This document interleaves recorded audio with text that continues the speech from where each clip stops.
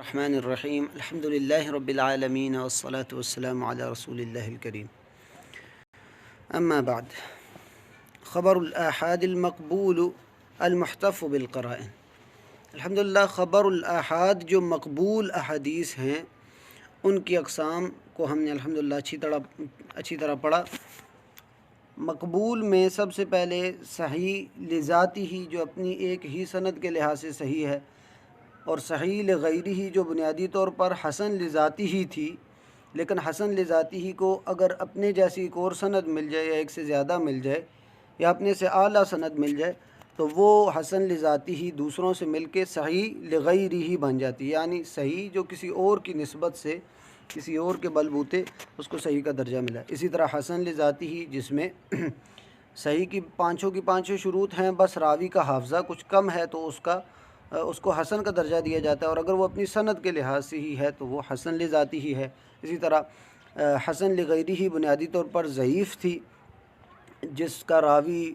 فاسق یا جھوٹا نہ ہو، یا ضعف کا سبب یہ ہو کہ سند میں کوئی راوی حذف ہے، انقطاع ہے سند میں، یا راوی کا حافظہ بہت کمزور ہے، یا راوی کے بارے میں پتہ نہیں ہے، تو دوسری سندوں سے اگر یہ معاملات پتہ چل جاتے ہیں تو وہ ضعیف حدیث بھی حسن لغیری ہی کے درجے پر پہنچ جاتی ہے۔ یہ بنیادی طور پر صحیح اور مقبول احادیث کی اقسام ہیں جو خبر آحاد سے ہم کو ملتی ہے۔ خبر آحاد سے مراد یعنی متواتر کے مقابلے میں جو ہوتی ہیں، یعنی ایسی حدیث جس میں متواتر کی شروط نہیں ہیں تو وہ خبر آحاد ہے۔ اس کی 10 سندیں بھی ہو سکتی ہیں، 9 سندیں بھی، 8 سندیں بھی ہو سکتی ہیں، مختلف قسم کی ہوتی ہیں۔ اس میں اقسام ہم نے پڑھی ہیں، مشہور، عزیز، غریب۔ اب مجموعی طور پر جو مقبول آحاد حدیثیں ہوتی ہیں ان کے ساتھ اگر کوئی خاص قسم کے قرائن، خاص قسم کے اسباب اور وجوہات اگر جڑ جائیں تو اس کی تقویت میں مزید اضافہ ہو جاتا ہے۔ یہ چیپٹر اس ہی کے متعلق ہے کہ خبر الآحاد جو کہ مقبول ہوتی ہے، جو کہ صحیح اور مقبول حدیث کی چاروں اقسام میں سے کوئی ایک قسم ہے، تو ان کے ساتھ کوئی خاص قرائن جوڑ جائیں، کوئی خاص اسلوب یا وجوہات جوڑ جائیں تو ان وجوہات کی وجہ سے اس کو زیادہ اہمیت اور ترجیح دی جاتی ہے۔ اب ان امور کی طرف ہم دیکھیں تو ان کی مختلف قسم کی انواع بیان کی گئی ہیں۔ جیسے فار ایگزامپل ایک حدیث ہے جو خبر آحاد میں ہے، مقبول ہے، اگر وہ صحیح بخاری میں یا مسلم میں ہے یا دونوں میں موجود ہے، صحیح بخاری اور مسلم کی متفق علیہ روایت ہے، اور ایسی روایت جو تواتر کو نہیں پہنچی تو وہ خبر الآحاد میں آئے گی۔ اب اگر یہ حدیث ان دونوں کتب میں آ گئی ہے، صحیح بخاری اور صحیح مسلم میں، تو ان کے ساتھ بہت سارے امور جڑ جاتے ہیں جس کی وجہ سے اس کو مزید تقویت ملتی ہے۔ ایک تو حدیث مقبول ہے،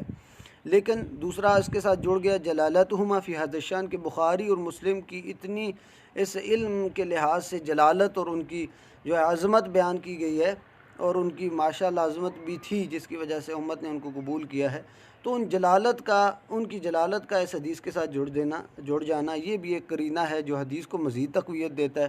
پھر ان کا صحیح اور ضعیف کے بارے میں جو معرفت ہونا، صحیح ضعیف کی ان کے ہاں تمیز پائی جانا، یہ بھی حدیث کے ساتھ ایک قرینے کے طور پر جڑ جاتا ہے جو حدیث کو مزید تقویت دیتا ہے۔ اسی طرح علماء نے ان دونوں کتب کو، پوری امت نے اس امت کو قبول کیا ہے، اور یہ امت کا ان دونوں پر اجماع کرنا، ان دونوں پر اکٹھا ہونا، ان دونوں کتابوں کو صحیح کے طور پر قبول کرنا، یہ ایک ایسا قرینہ ہے کہ اس کے مقابلے میں اگر ایک سند ہے، اس کی بہت ساری اسانید ہیں لیکن وہ بخاری مسلم میں نہیں ہیں، تو اس کو بخاری مسلم کے مقابلے میں کم سمجھا جائے گا، اس لیے کہ بخاری مسلم میں جو حدیث ہے اس پر پوری امت نے ایک طرح کا اتفاق کیا ہے، تو یہ بہت بڑا ایک قرینہ ہے۔ تو اگر حدیث بخاری مسلم میں ہے تو بہت سارے قرائن اس کے ساتھ جڑ جاتے ہیں جس کی وجہ سے اس کو دوسری احادیث پر ترجیح دی جاتی ہے۔ اس کو کہا جاتا ہے خبر الآحاد المقبول المحتف بالقرائن، جو مختلف قرائن جب اس کے ساتھ جڑ جاتے ہیں تو مزید ان کو تقویت ملتی ہے۔ اسی طرح ایک اور مثال اس کی کہ ایک ایسی حدیث جو کہ مشہور ہے، مشہور کی ہم نے تعریف پڑھی کہ ایسی حدیث جس کی کم سے کم 3 اور زیادہ سے زیادہ 9 سندیں ہوں، اور دوسرے الفاظ میں جس کے ہر طبقے میں، سند کے ہر طبقے میں، یعنی صحابہ کا طبقہ ہو، تابعین، تبع تابعین، اور ان کے بعد یہ طبقات میں ہر طبقے میں کم سے کم 3 اور زیادہ سے زیادہ 9 راوی ہیں۔ کسی ایک طبقے میں بھی اگر راوی کی تعداد جو ہے تواتر سے کم ہوگی تو مشہور کہلائے گی. زیادہ کم کا درمیان میں جو ہے معاملات چلتے رہتے ہیں، وہ ساری مشہور کی اقسام میں آتی ہیں.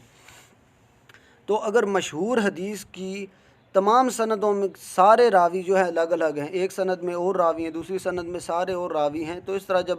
ان کی سندیں اس طرح کی ہوتی ہیں اور ان میں کسی قسم کا ضعف یا علت نہیں پائی گئی، تو یہ حدیث کی بھی ایک طرح کا قرینہ ایسا ہے کہ جو اس کو باقی احادیث کے مقابلے میں قوی اور راجح جو ہے قرار دیتا ہے. یہ ایک قرائن ہے. اب فار ایگزامپل تیسری قسم یا تیسری مثال آپ لے لیں، ایسی خبر، ایسی مقبول حدیث جو کہ مسلسل ہو. مسلسل کس لحاظ سے کہ حفاظ اور متقنین ائمہ جو ہیں انہوں نے اس حدیث کو روایت کیا. فار ایگزامپل ایک حدیث ہے، اس کو جو ہے امام احمد روایت کر رہے ہیں، اور امام احمد سے امام احمد کس سے روایت کر رہے ہیں؟ امام شافعی سے. امام شافعی امام مالک سے روایت کر رہے ہیں، اور امام مالک